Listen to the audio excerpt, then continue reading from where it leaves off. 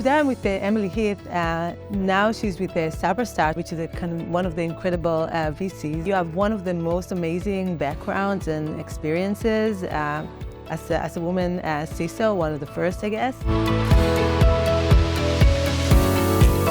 I'd love to hear more about your background, your experience. Of course. Thank you, Merav. It's great to be here. I have a pretty eclectic career. I don't know if you know this, but I started my career as a detective in England many years ago. Sherlock Holmes style?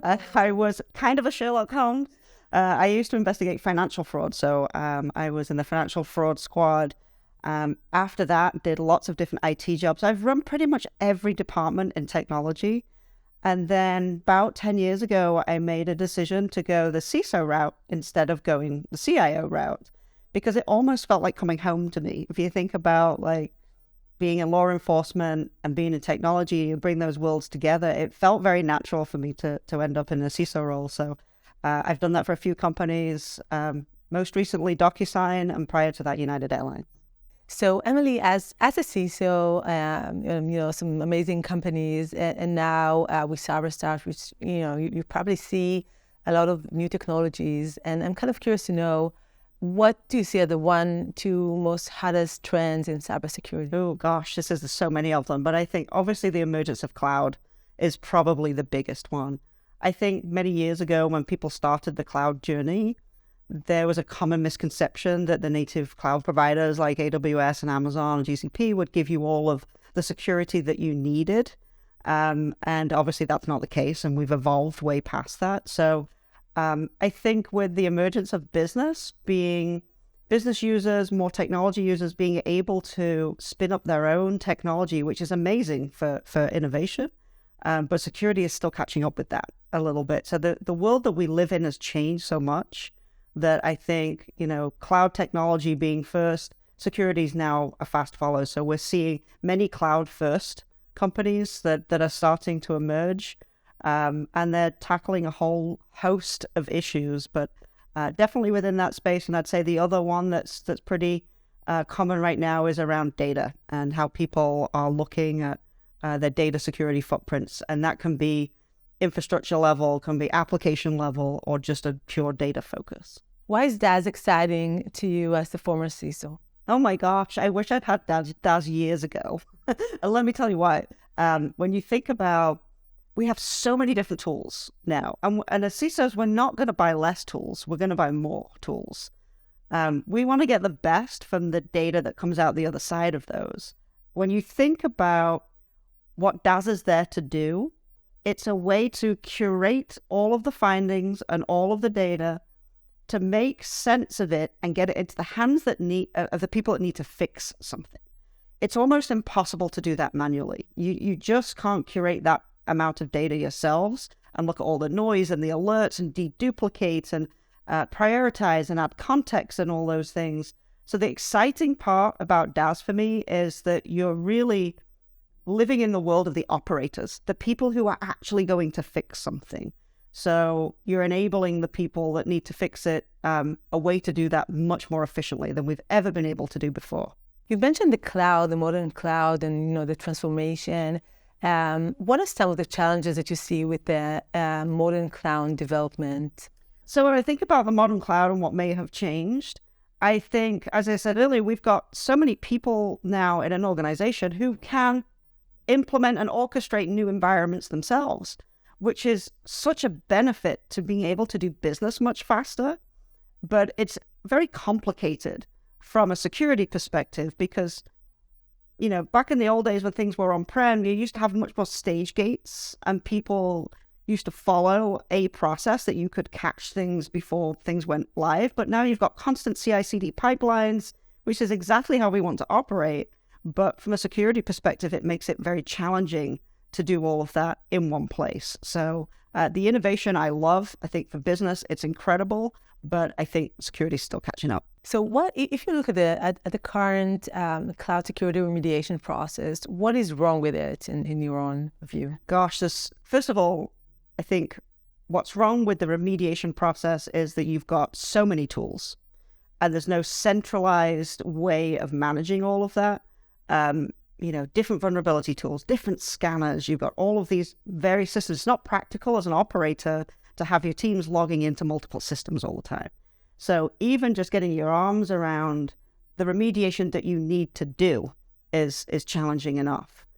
But as I always remind my team, the secret to remediation is being able to curate the data in a way that makes it easy for the person to understand, the person who needs to fix it to understand. Because you might have 200 vulnerabilities for one person to go fix. But really, if you can add context and it's really only these 5 things I need you to fix, you're much more likely to get some results at the other side of that, as opposed to the old way of remediation was that security teams would just throw lists of issues over the fence to developers, to engineers, to IT people, to infrastructure teams. And that's not the way to remediate things in a modern world. So we security have to take the responsibility of organizing the data in a way that makes it easy for people to go and remediate at the other side. So you just mentioned the engineering. So can you talk more about the friction between security and engineering, and why is there this friction, and what motivates it, and is it getting better or worse in cloud development? I know that in last company you had like big development teams. So yeah, I think security and engineering are different beasts. They're different people who have different goals. And part of the historic problem of security is that they're trying to come too late in the process to get people to change the way they work. Developers and engineers have a job to do. They've got to ship product. And yes, security is a part of that.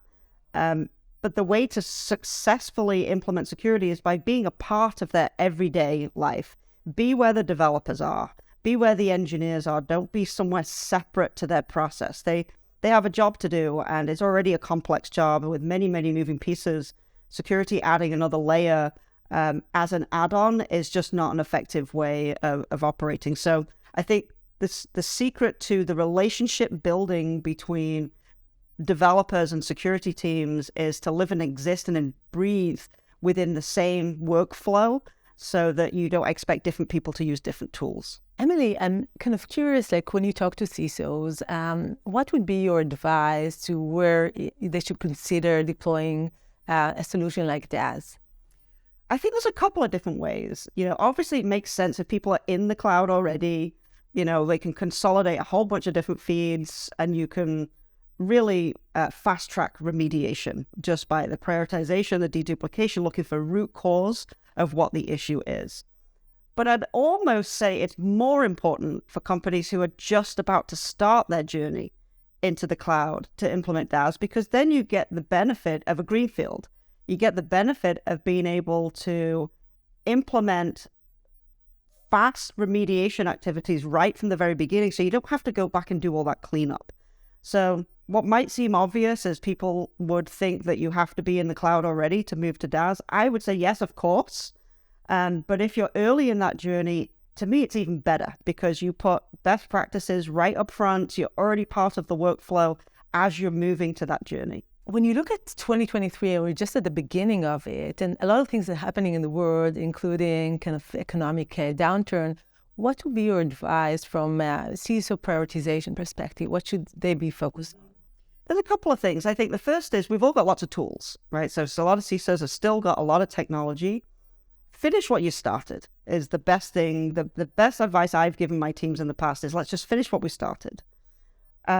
And then the other thing is, particularly in 2023, because of the economic times that we find ourselves in, people are looking for more efficient ways of working. So where I'm more likely to make investments would be in ways and areas that can save my team more time and money.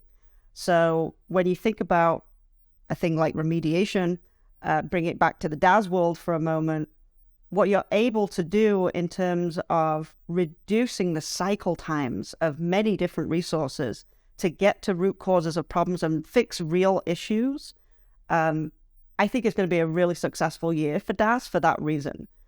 Because this is a tough economy. It's a tough time right now. People have flat budgets or budgets with minimal investment. They're going to invest where they can both be more efficient and at the same time reduce risk. Okay, so I have my last question to you. And, you both being American and British, and now, visiting a lot Israel. If Dazz was a car, which car would it be? If Dazz was a car, Dazz would be a Range Rover. And let me tell you why. Because there's a little bit of dazzle.